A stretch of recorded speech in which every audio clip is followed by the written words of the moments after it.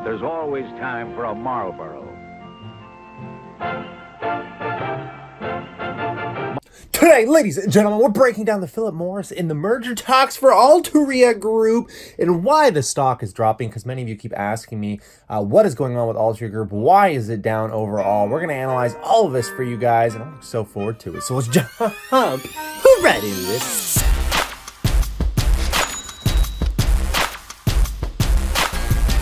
Welcome back, my passive income investors alike. This is going to be a quick video for you today because I'm really looking forward to this merger that is going on. And I want to tell you why the stock is down, because a lot of people seem to think that this is good news. Why is the stock going down when this would be a great merger for both these companies? I'm going to explain all of that. But first of all, let's just hop right into the article first before we start breaking down too much. But as I'm sure you've heard, a merger of two would create a company with a market value of more than $200 billion. Philip Morris International Inc., Altria Group Inc. are discussing an all-stock merger, potentially reuniting two of the world's largest tobacco companies in a bid to dominate the fast-growing electric cigarette market.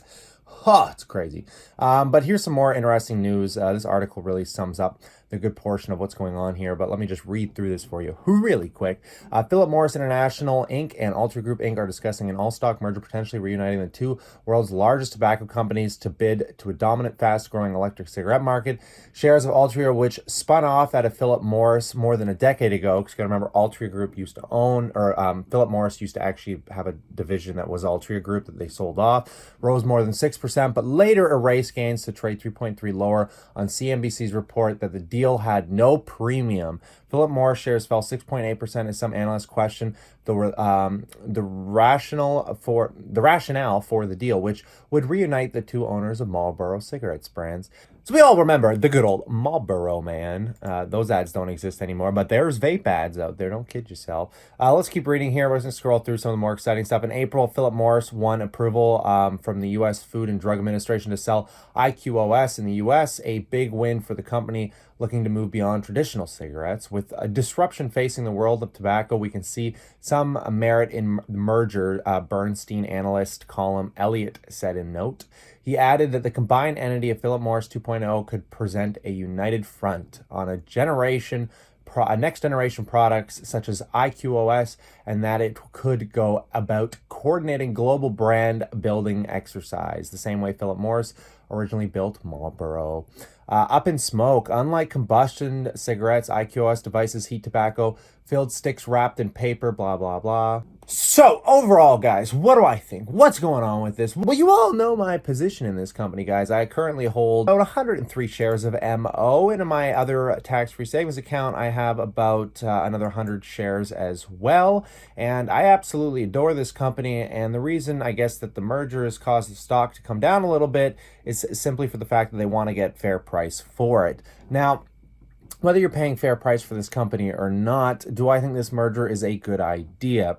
Honestly, it's kind of a mixed bag deal because with the vape market and how large Juul has become in like the Western world here, and the same with British American Tobacco's product, the vape, I think are more popular in North America, whereas Philip Morris's products are much more popular over in like the other side of the seas. I think they're dominating like Japan and some of those markets for their vape. I don't think that they have the same footprint that they have here that they want to have here.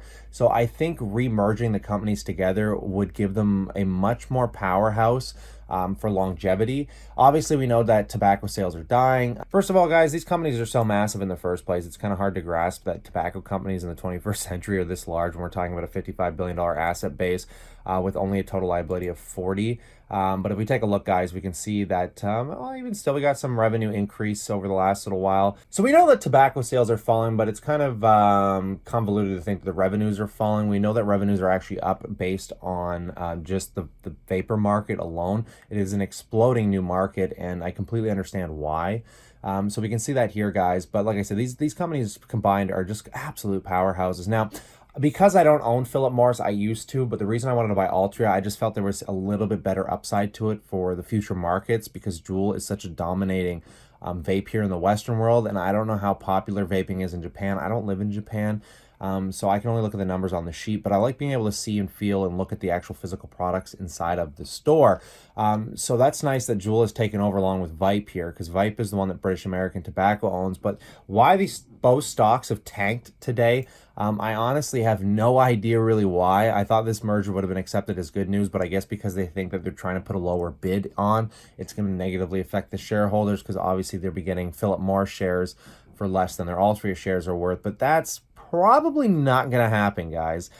Tobacco companies are very good at paying decent premiums for good products. I mean, you got to remember, I think MO purchased what, Juul for, I think it was like $3 billion or something, somewhere around there. I think today the product's worth over $30 billion. So, I mean, they're not shy from making very drastically large deals. But everyone in the forums is completely bullish. That's where I think a lot of the confusion's coming from, because everyone seems to be excited for a merger like this. Exact dividend, oh, no, it's all roughly around the same dividend yield at this price. Honestly, I don't think it's that big of a deal. I would be proud to have a merger happen. I'd rather own a bigger conglomerate that has to deal with drugs and tobacco than a smaller one. But they're both massive companies. These aren't small companies, guys. $80 billion in revenue.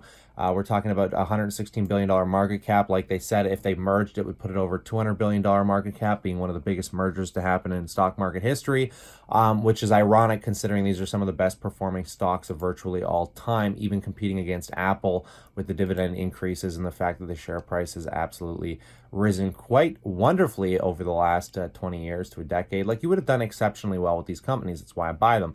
Now, should you be worried? I don't really know. I wish I could pick up shares here, but like I said, guys, I had to buy a new phone. Shit's getting expensive here for me, so I've been mainly just holding on cash, making sure I'm not burning myself dry here, because I don't want to have to tap into my dividends. Essentially, worst case scenario, if I started running dry, I would just turn off my drips and start collecting dividends and use them to help pay bills. That's why I have my stock portfolios. I'm sure many of you are aware, but in the meantime, for as long as I can avoid touching these, I just want them to keep feeding themselves and keep growing over the next 3 to 5 years. And I'm honestly glad that Altria Group can be one of my largest positions for dividend payments. I make an incredibly large amount of money in dividends. I really love the dividends this company pushes, especially for my portfolio. I think it's stable, reliable. They're not really stretching themselves too far to pay that dividend. They got room in case of any issues or errors, but I think they're going to continue to see growth in the vapor market. I don't think anyone's quitting smoking anytime soon. I'll compare this, in my opinion, to like gold, and the reason I like these kind of assets over gold is because when I say that they're relatable, gold has been in our history books just as long as tobacco and drug products have been in our history books. And I honestly think that it's such a staple, and the track record it has, it goes beyond almost every tech stock. It's just an amazing overall product. Whether you do it or not, you have to see the validity in that. And actually, while I'm here in my tax-free savings account, maybe we'll take a look at GEO real quick. There's been a lot of firing going on under this company as well. And while I'm here, I think I should just touch base on this, because a lot of you, I think, that watch this channel own GEO as well. It's my favorite REIT of all time, and it's also my most hated REIT of all time right now. And it strictly has to do, can I just remind you the volatility that this company experiences? But the reason this company is under extreme volatility right now is because Elizabeth Warren is that chick that's trying to run for Presidente that thinks she's going to take out the entire prison system, which is almost laughable when you look at the scale of this company and essentially what this company does. $2 billion market cap, global exposure. It's just a REIT. Remember, this is a $2 billion real estate company that deals with troubled kids to lifetime prisoners, mentally ill people, and pretty much everything in between. There are only 2 companies like this pretty much on the planet, which is Core Civic and this company here. And I was in the forums, and I think it's funny because just I don't think anybody thinks that that's actually going to... Can I go back to my Stockity Twits? Let's go back to the Stockity Twits here. I don't think people realize that that you can't just unroot a system like that. The only thing you can do is basically regulate the way they charge commissaries, the way they basically get payments from the government, because it's government funded.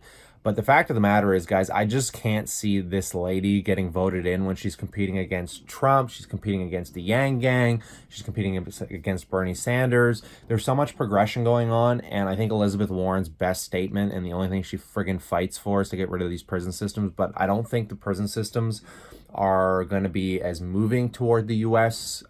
Citizens as, maybe getting universal basic income or basically finding a way to make healthcare completely affordable and free like here in Canada.